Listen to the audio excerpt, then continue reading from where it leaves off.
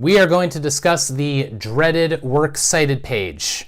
Now, before you freak out, remember that we live in the incredibly connected age of information where all expectations for something like this are incredibly easy to find. So fear not, we'll take this at a reasonable pace in this class, and you will all be masters of this by the end of the year. But first, let's establish why we need to include works cited pages when writing papers. The first reason is that it lends authority and credibility to your work. It proves that you've not simply written a paper off the top of your head.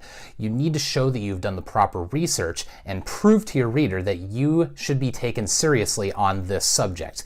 When you write a paper, you put yourself out there as an expert on the topic, believe it or not, that you've chosen to write about. At least that's how I'm going to view you as the reader of your paper. And if you turn in a paper, I expect that you have poured some time and effort into understanding the subject. And I want to believe what you say. I want to take your paper at face value. But no reader, including myself, can do that if we don't know where you got your information.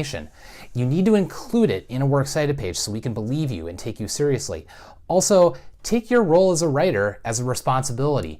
When you turn in a paper, you make a claim that you understand a subject. So show your reader that you have made an effort to understand your topic as best you can by thoroughly researching it. Your works cited page is like the proof that you've done that. Next, it allows your readers to cross-reference your sources, which basically means it allows your readers to go to your sources to see where you found your information. You need to allow your reader the chance to see where you got all of your info. Your readers will then have a chance to decide if they can actually trust your sources or not. Sometimes sources can be biased or have a certain view on a topic, and if your reader thinks that you've cited sources that are known for viewing a topic from a certain angle, that may affect their view of your argument. I know this may sound like you're setting yourself up for failure by doing this, but this is actually one of the best things you can do for your paper. First of all, it encourages dialogue and leads to effective communication and discussions that can bring clarity to certain arguments, something we can lack in this day and age. Also, even if your reader disagrees with your conclusions on a subject, that doesn't mean that you're a bad writer. So include your sources and get a discussion going about your topic. Even if someone disagrees with you, this could be an eye-opening experience for both sides, and it could result in, yes, us being more empathetic towards one another. Next, you need a works cited page so you can acknowledge your academic debts.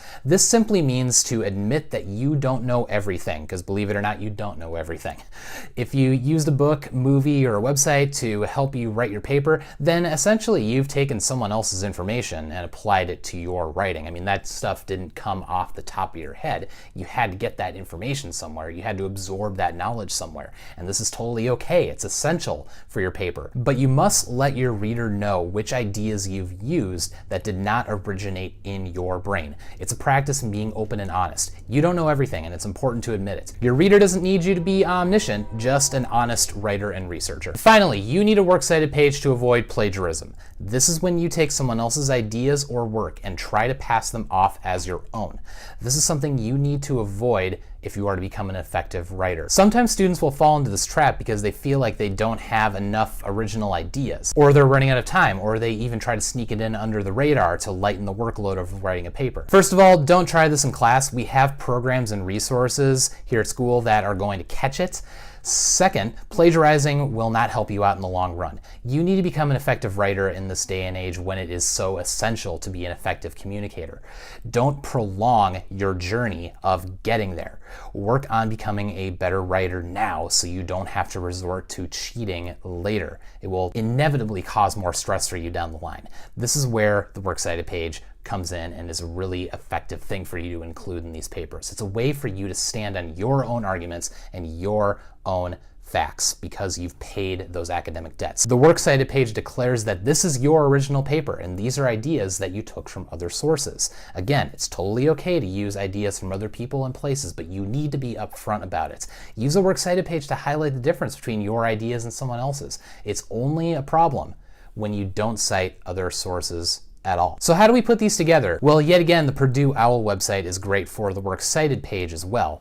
we'll throw up the link, and this is the best way to figure out how to cite different types of sources. So if you have kind of an obscure type of source, this is the website to go to make sure that you are citing it correctly. And it's especially good to bookmark this page because sometimes the rules change from year to year. So you might be working with a slightly edited version of MLA format now than you will a couple years from now. But I'm going to walk you through right now 2 examples of how to cite 2 different types of sources, just to get you started on the whole process. So I'm going to give you a few examples on how to cite some particular sources and then talk about the general guidelines of how you want to structure all of your citations. Let's just start by looking at a normal book. If I wanted to cite Lord of the Flies in my works cited page, I would structure it like this. And nearly all of this information can be found in the front of the book or near the title page. So our Lord of the Flies citation would look like this in the works cited page. You start with the author's name with the last name first with a comma, and then the first name, so Golding William, period. The title of the book, Lord of the Flies, period. The publisher, Penguin Group USA, with a comma afterwards, and everything from this point now has a comma following it. So the year of publication and the page numbers used. Right, and at the end, you want to make sure that you put a period after the entire thing. So let's do the same thing with a web article. I have one here by a writer named David Sims at The Atlantic about bad movies. If I wanted to cite this article, it would go like this. So we're working with the same thing here. We have the author name, last name, first name, the name of the article in quotations. Then we have the title of the container, which is the publication in which it was published, the publishing group, the date that the article was published, a URL for the article. And you'll see here that I actually used a tiny URL, a shortened URL, just to make it a little bit easier for my reader, and the date I accessed the article and the paragraphs that I used with a period at the end. These are 2 really good examples, but I do want to give you a general outline of how to cite really any type of source. So here's a list of the order of elements in a citation for you to reference in developing your citation for a particular source. So you always start with the author, last name, comma, first name, period. The title of the source. So that could be the book name or the website name. That's usually in italics or quotation marks based on what type of source it is. You'll put the name of the source followed by a period. Title of container refers to the large hole in which you found the source. So this would be as if you took like a poem from a collection of poems or a short story from a collection of short stories, maybe an episode of a TV show from a TV series, or an episode of a podcast from a podcast series. It also might be the website in which you found an article. So you want to write this down. Typically, it's italicized and it's followed by a comma. If there are any other contributors, this is where you want to give them credits. So for instance, if the book was originally written in another language and there was a translator, this is where you would want to give them credits. Or if there was an illustrator that you reference in the book, this would be the best place to put it. Or if there was an editor that kind of put the collection together, this is where those citations would go. Next is version. So if it's like an edition or the version of a work, you need to include that in the citation. Number would be if the source is part of a sequence. So if it's a particular issue or a particular volume, that number needs to be listed in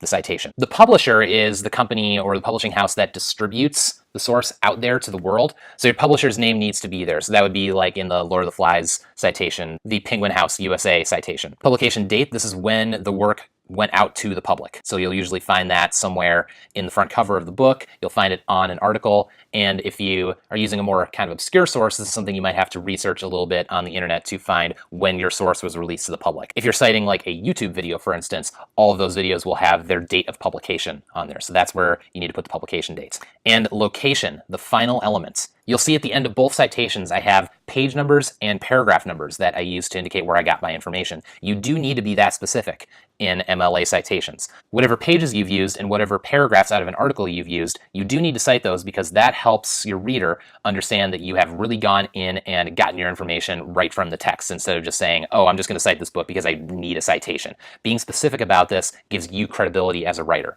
And this is where you end your citation with a period. And you'll notice on the list that everything other than the author and the title of the source, everything else needs to be separated by a comma until the very end when you end it with a period.